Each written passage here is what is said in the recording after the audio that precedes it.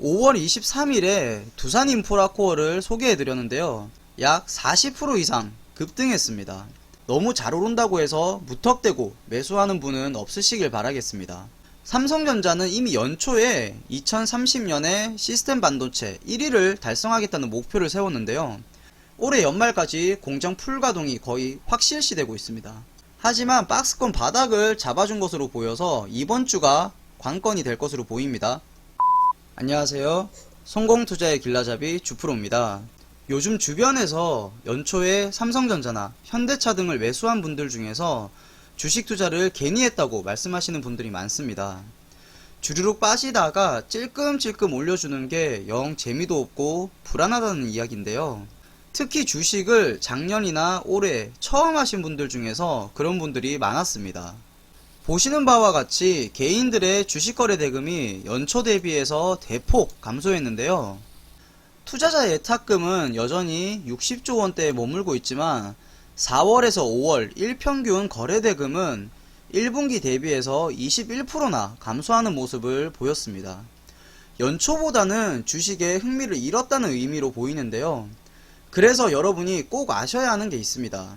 지금 증시는 전고점에서 방향성을 탐색하는 중입니다. 그래서 우량주도 개별 이슈가 있거나 코로나 종식 이후의 종목이 잘 갈 수밖에 없는 겁니다. 5월 23일에 두산인프라코어를 소개해드렸는데요. 그때 당시에 알려드린 곳이 바로 이 지점입니다. 그 이후로 2, 3일 정도 횡보하다가 약 40% 이상 급등했습니다. 두산인프라코어는 지금도 대단한 실적을 기록하고 있지만 앞으로도 신흥국의 인프라 투자에 좋은 실적이 기대된다고 말씀드렸습니다.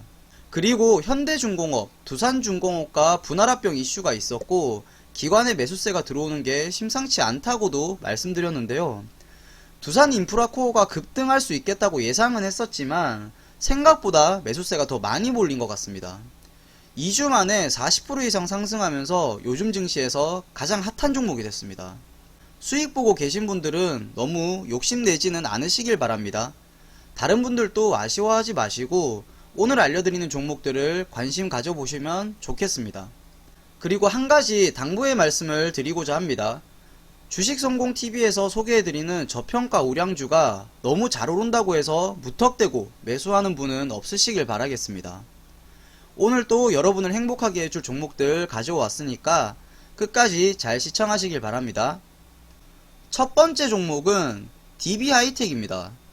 DB하이텍은 웨이퍼의 수탁 생산이랑 판매를 담당하는 파운드리 사업과 디스플레이 구동 및 센서 IC 등의 자사 제품을 설계, 판매하는 브랜드 사업을 운영하는 기업입니다. 특히 8인치 반도체 파운드리 사업을 영위하고 있고 아날로그 파운드리 사업을 강화하고 있는데요. 예를 들면 밥솥이나 냉장고 등에 들어가는 반도체 파운드리를 생산하는 겁니다. 주요 제품인 웨이퍼나 칩을 생산해서 삼성전자 등에 납품을 하고 있습니다. 삼성은 미국의 반도체 공장 증설과 시스템 반도체 추가 투자 등을 발표했습니다. 삼성전자는 이미 연초에 2030년에 시스템 반도체 1위를 달성하겠다는 목표를 세웠는데요. 이 목표를 달성하기 위해서는 M&A가 반드시 필요합니다. 엔비디아는 약 44조 원 규모의 반도체 설계 기업 ARM을 인수했고요. AMD도 약 40조 원 규모의 자일링스를 인수하기로 했습니다. 그리고 SK 하이닉스도 인텔의 낸드 플래시 사업부를 약 10조 원에 인수했습니다. 삼성전자한테도 M&A가 필요하지만 이 정도 규모는 이재용 부회장의 결단이 필요한 사안입니다. 요즘 뉴스를 보면 이재용의 사면이 조금씩 가시화되고 있는데요.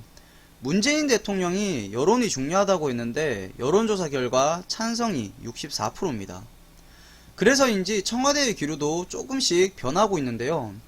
DB하이텍은 기존 사업만으로도 좋은 종목이기 때문에 이재용 부회장의 사면 여부에 따라서 상승 강도나 빠르기가 달라질 것으로 예상됩니다.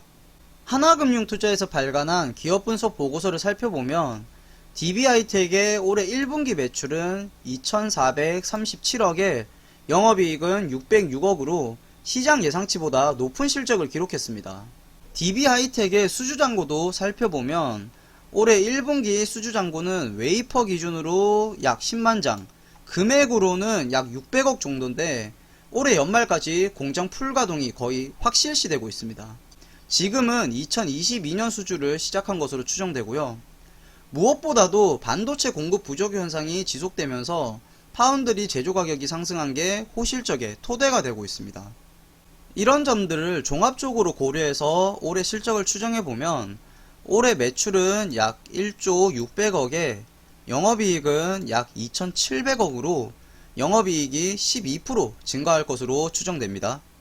차트도 한번 살펴보겠습니다.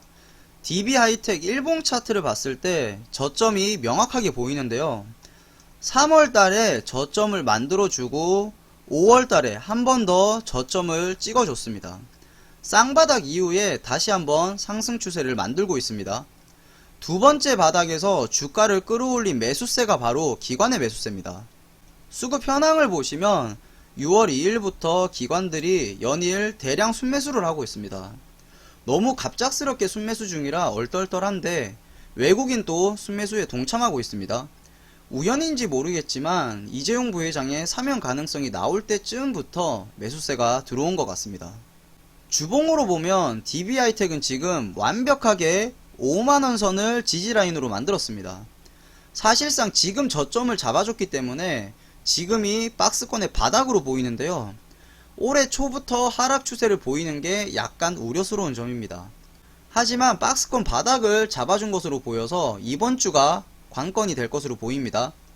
월봉으로 봤을 때는 DB하이텍은 저평가 우량주보다는 성장주의 모습인데요. 월봉상 2019년부터 반도체 투자 역량으로 꾸준히 상승한 종목입니다. 코로나 때도 잠깐 하락했다가 금방 원상태로 돌아왔는데요. 그리고 그 이후에도 계속 상승했습니다. 지금은 올해 초 이후에 약간 꺾여있는 모습입니다. 증시의 영향을 받은 것으로 보이는데요. 하지만 눌림목에서 다시 추세를 조금씩 바꿔주는 모습을 보여주고 있습니다.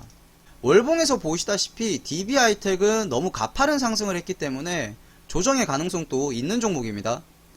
DB하이텍 자체는 매우 좋은 종목입니다. 하지만 증시의 영향과 반도체 투자의 영향을 많이 받기 때문에 이 점을 면밀히 살펴보면서 투자하시면 좋을 것 같습니다. 두 번째 종목은 만도입니다. 만도는 자동차 제동장치랑 조향장치 그리고 현가장치 등을 주로 생산하고 있고 주요 매출처는 현대기아차, 현대모비스 등입니다. 원래 만도의 올해 1분기 실적은 안 좋을 것으로 예상됐는데요. 올해 3월달에 발간된 메리츠증권의 기업 분석 보고서를 살펴보면 만도는 차량용 반도체 부족으로 단기적인 실적 충격이 불가피하다고 밝혔는데요.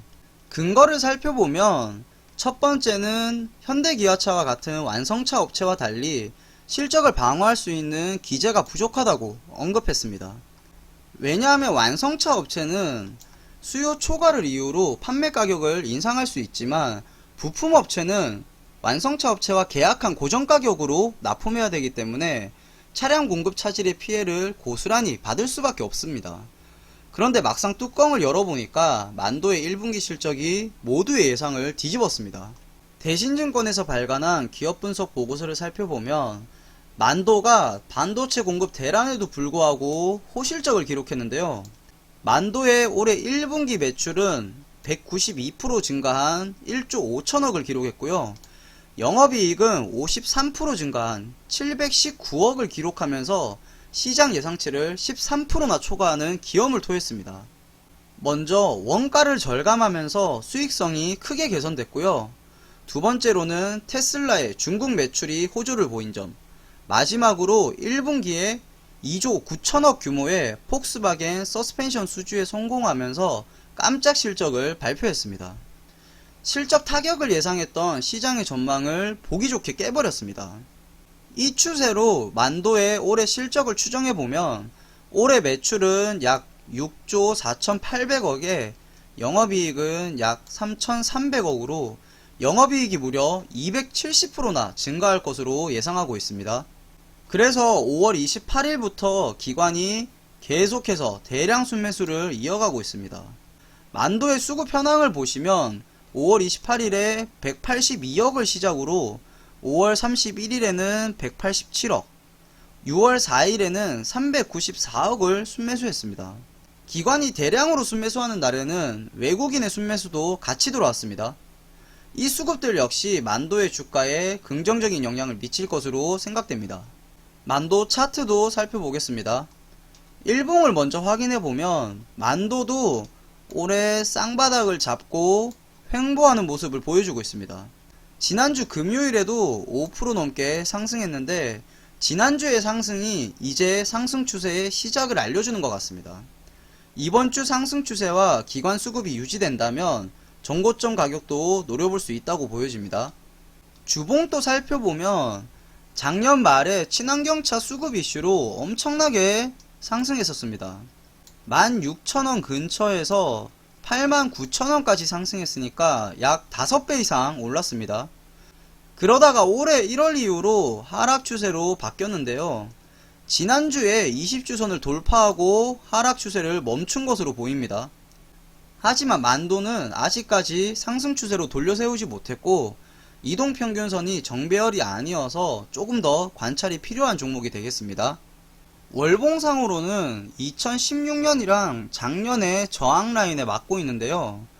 하지만 좋은 점은 5월선을 지지해주고 있기 때문에 여기서 더 하락하지 않는다면 월봉상 고점을 뚫고 다시 한번 상승 추세를 만들 수 있다고 생각됩니다. 다만 만도는 해외 수출도 많기 때문에 증시와 글로벌 경제에 영향을 많이 받습니다. 현재 가격대가 만도의 저항 가격대이기 때문에 조심할 필요가 있는 구간입니다. 증시가 또다시 변곡점에 서 있습니다. 전고점에서 방향성이 어떻게 결정되느냐에 따라서 종목들의 희비가 엇갈릴 겁니다. 주식성공TV 구독하시고 주프로와 함께 잘 대응해서 성공투자하시길 바라겠습니다. 댓글과 좋아요로 여러분이 잘 시청하고 계신지 말씀해 주시면 감사하겠습니다.